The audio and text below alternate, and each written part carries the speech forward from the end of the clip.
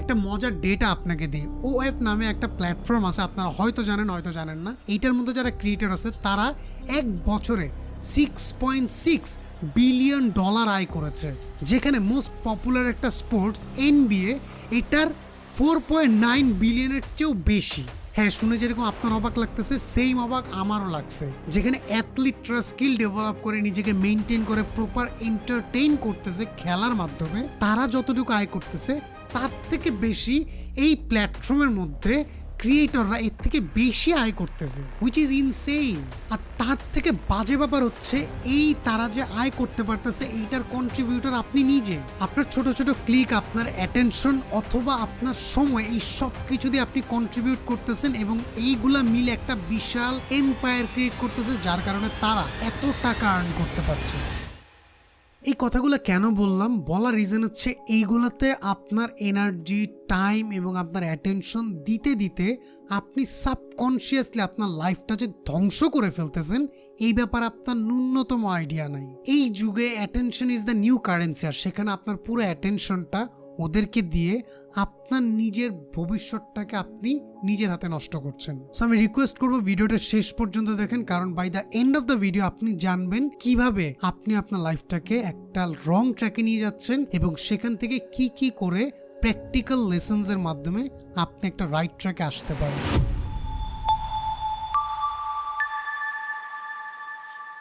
আপনি সদ্য গ্র্যাজুয়েট অথবা কোনো অফিসে নতুন জয়েন করেছেন অথবা নতুন কোনো উদ্যোক্তা, কিন্তু কেন আপনার ক্যারিয়ারে এখনো ঠিক পাথ আপনি পাচ্ছেন না? কেন মনে হয় আপনি আটকে গেছেন? কেন এক জায়গায় আপনার স্টাক ফিল হচ্ছে?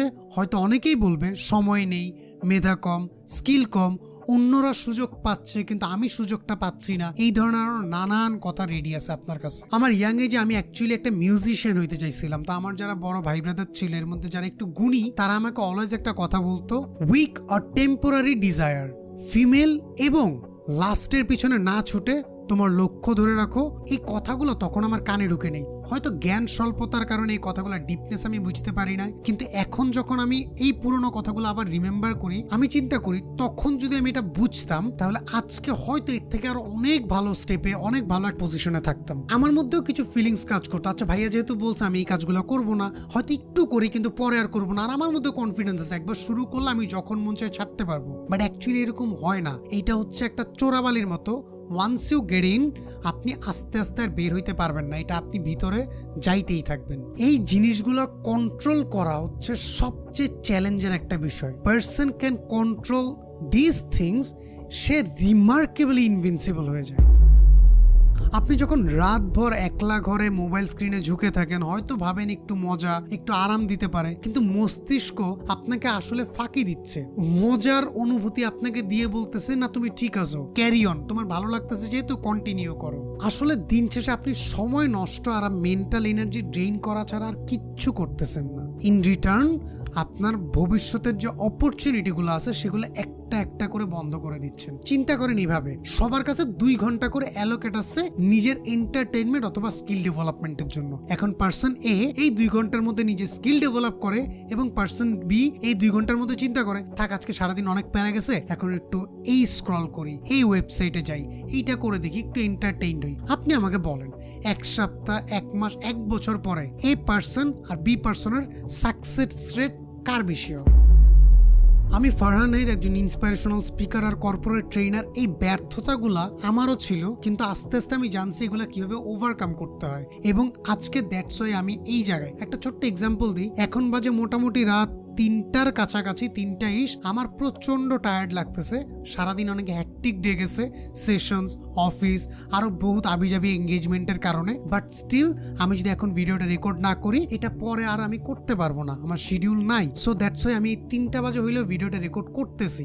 ইচ্ছা তো আমারও করে একটু ফোনটা স্ক্রল করতে, এবং আমার এই ভিডিওসগুলো যারা অ্যাকচুয়ালি ফলো করে তাদেরও ইচ্ছা করে। কিন্তু আমি যখন দিন শেষে আমারই কোনো একটা ট্রেনিংয়ে বলতে শুনি, ভাই এই অ্যাডভাইসের পরে আমার ডিরেকশন চেঞ্জ হয়ে গেছে, এই অ্যাডভাইসের পরে আমি একটা পাথ খুঁজে পাইছি, এই অ্যাডভাইসের পরে আমার মাইন্ডসেট চেঞ্জ হয়ে গেছে, এগুলো শোনার পরে আমার তখন মনে হয় আমি বিছানা থেকে উঠি, যত কষ্ট হোক আবার ভিডিও ক্রিয়েট করি, আবার ট্রেনিং নেই, আবার সেশনে জয়েন করি, আবার ওয়েবিনার করি, so that people like me positive strong minded person, যারা অ্যাকচুয়ালি নিজেকে ডেভেলপ করতে চায়, শিখতে চায়, বুঝতে চায়, জানতে চায়, গ্রো করতে চায়, তাদের জন্য একটু হেল্প হবে। আমি জাস্ট অতটুকুই করতেছি। সো আপনি কি করবেন, আপনার জন্য আমি খুবই ইজি 3টা জিনিস নিয়ে আসছি, অ্যাক্টিভলি ফলো করেন, খুব একটা এফোর্ট দেওয়া লাগবে না, ইজি হ্যাকস যেটা আপনি ইউজ করলে খুব ভয়াবহ ইম্প্যাক্ট পাবেন। প্রথমে নিজের সাথে একটা কমিটমেন্ট দিবেন যে ডেইলি 1 ঘন্টার বেশি আমি মোবাইল স্ক্রল করবই না ফর এন্টারটেইনমেন্ট পারপাস।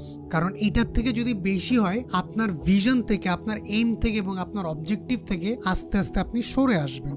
সেকেন্ড হচ্ছে মাইন্ডফুলনেস প্র্যাকটিস করেন। যখনই আপনার কোনো একটা ভিডিও দেখে, কোনো একটা জিনিস দেখে আপনি একটু ট্রিগার ফিল করবেন, ইমোশনাল ফিল করবেন, লাস্ট একটা অনুভূতি আসবে, তখনই আপনি একটা কোশ্চেন নিজেকে করবেন, একটু পজ নিয়ে, আচ্ছা আমি এখন এটা করব, কিন্তু এই জিনিসটা এখন করলে আমি কি ভ্যালু জেনারেট করতে পারবো, যেটা দিয়ে আমি আমার ফিউচারের দিকে আগায় যেতে পারবো, যেটা দিয়ে আমি আমার ভিশনটাকে সাকসেসফুল করতে পারবো, অথবা যেই ডিজায়ার আমার আছে ওই ডিজায়ারের কাছাকাছি আমি যাইতে পারবো। যদি উত্তর না হয়, আপনি জানেন কি করতে হবে। থার্ড হচ্ছে নিজের ড্রিমটাকে অনেক বড় করে ভাবেন। আপনি একটা ড্রিম দেখছেন, যেই ড্রিমটা দেখতে এবং ওইটা অ্যাচিভ করতে গেলে যে স্ট্রাগল আপনার করতে হবে এবং ওই ড্রিমটা যে ভয়াবহ, এই জিনিসটা যদি আপনার ভিতরে ভয় না জাগায়, ওই ড্রিমটা প্রপার ড্রিমই না। এবং এই ড্রিমটা আপনি কোথাও লিখে রাখেন অথবা নিজেকে বারবার রিমাইন্ড করেন, সো দ্যাট আপনি যখন একটু ডিস্ট্রাক্টেড ফিল করবেন, আপনি নিজেকে আবার রিমাইন্ড করবেন আমার পাথ হচ্ছে এ এবং আমি বি অবজেক্টিভ চাই। তখন দেখবেন আপনার ব্রেন আপনাকে ফোর্স করে আপনাকে রাইট ট্র্যাকে নিয়ে আসবে। আমি বলতেছি না এই 3টা জিনিস আপনি এখন প্র্যাকটিস করা শুরু করবেন, এখনই হয়ে যাবে, এটা এতটা স্বাভাবিক না, বাট আস্তে আস্তে প্র্যাকটিস করতে হবে। শুরুতে আপনি 1 সপ্তাহের একটা চ্যালেঞ্জ নেন, 1 সপ্তাহে আপনি নিজেকে একটু কন্ট্রোল করেন, তারপরে আপনি একটু রিল্যাক্স হন, তারপরে এবার 1 মাসের প্ল্যান নেন, 1 মাসের প্ল্যান নেন, তারপর আপনার মন চাইলে, যদি আর চাবেন 1 মাস একটা হিউজ টাইম, ততদিন আপনি চেঞ্জ হয়ে যাবেন। 21 ডেজ লাগে একটা হ্যাবিট রিফর্ম হইতে। বাট স্টিল যদি আপনার মনে হয় যে না একটু ব্রেক নেবেন, একটু পজ নেন, রিল্যাক্সেশন দরকার, but not in a very negative way, তারপর আস্তে আস্তে যখন নিজের ক্যাপাবিলিটিস বাড়াবেন, ক্যাপাসিটি বাড়াবেন, দেখবেন অলরেডি এই সমস্ত জিনিস আপনার চোখের সামনে ঘোরাফেরা করলেও আপনার মন থেকে আর এগুলা মন চায় না আপনি করেন, কজ তখন আপনার ভিশন এবং আপনার ড্রিম এত স্ট্রং হয়ে যায়, আপনার কাছে ওইটা অ্যাচিভ করাটা অনেক বেশি ইম্পর্ট্যান্ট মনে হয়। অ্যাজ আই সেড, আমার অনেক ট্রেনি আছে যারা এগুলো অ্যাক্টিভলি প্র্যাকটিস করে এবং রেজাল্ট খুবই ভালো। আমি তাদের সাকসেস স্টোরি বলবো না, কজ অনেক কোর্স বিক্রেতারা বলে। আমি আপনাকে বলবো আপনি নিজে করে দেখেন, যদি কাজ না করে ডিরেক্টলি আমার ফেসবুক পেজে, ইনস্টাগ্রাম প্রোফাইলে অথবা ইউটিউবে যে কমেন্ট করেন, ভাই আপনার এই আইডিয়াটা কাজ করে না, আমি আবার রিথিঙ্ক করব। বাট যতটুকু আমি জানি, জাস্ট এই সিম্পল জিনিসগুলো নিজেকে প্র্যাকটিস করানো শুরু করেন, মোস্টলি আপনি 1 সপ্তাহ থেকে 15 দিনের মধ্যে ম্যাক্স আপনি চেঞ্জেস নোটিস করবেন।